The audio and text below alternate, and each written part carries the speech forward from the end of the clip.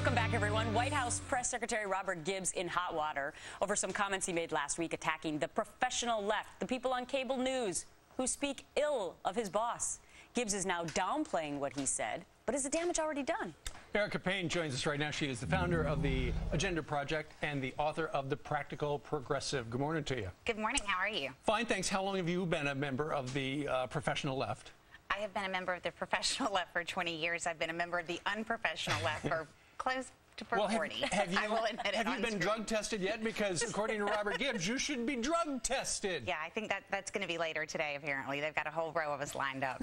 Well, okay, so you actually think that this was motor mouth on, this was Robert Gibbs' rogue, as I was saying last week. You don't think this was part of the strategy to get the independent vote?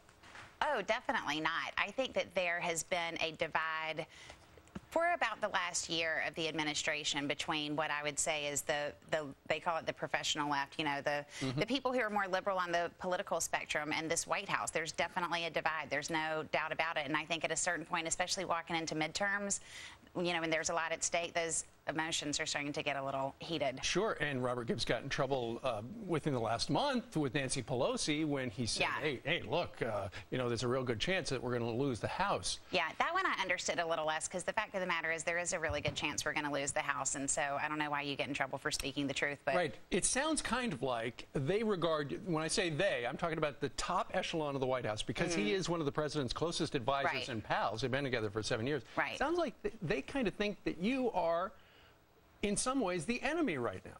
Oh, yeah, there's no doubt about it. I mean, if you look at it from health care reform on, the left has been pushing really hard on a lot of different issues, and the White House, I think, has just had it. We got to be more in the middle. We got to, come on, Erica, we can't go way over there. I'm sitting here listening to you, and I'm thinking, but there's so many people across America who think this president is too far left. Right. This is what I find unbelievable. I went to a business school reunion a few weeks ago, and hearing from people who had voted for Obama just railing about how liberal he had gotten, when I know every single person I know from the liberal side of the Democratic Party definitely thinks the guy has just sold us down the river. Do you think he's a moderate? I think there is no doubt in my mind that he's a moderate. Well, because when it came to health care reform, you wanted the public option. You didn't even come close to that. When it comes to getting out of Afghanistan, look, he's adding more people. So in your estimation, when it comes to the torture memos, I don't want the White House putting up executive privilege. I want to see him roll back the power of the presidency.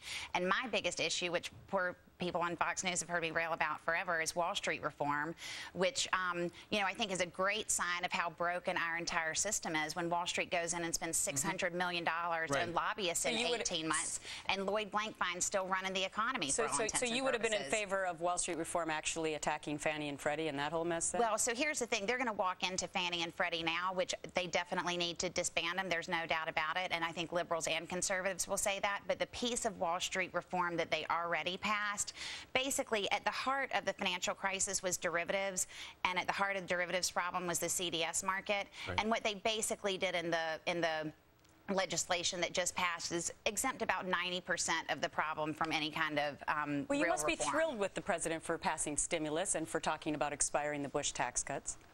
Well, I'm thrilled with the president. You wanted more stimulus.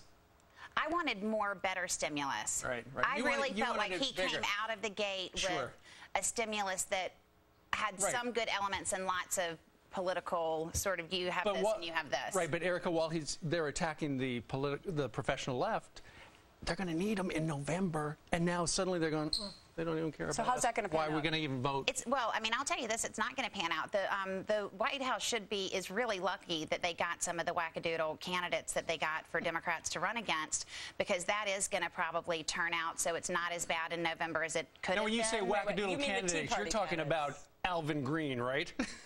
Okay, he's a wackadoodle, too. Listen, everybody's got a wackadoodle.